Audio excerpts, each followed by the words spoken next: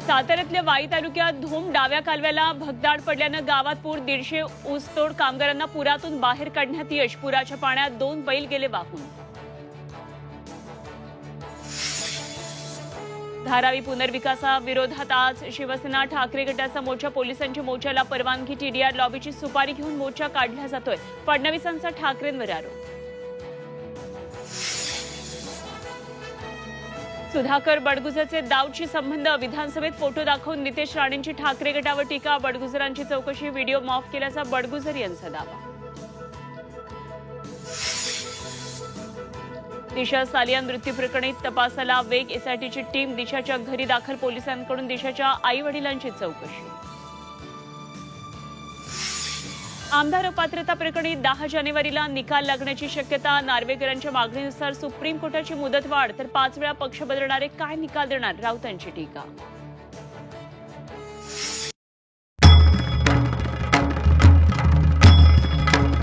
भंडाऱ्याची उधळण म्हणजे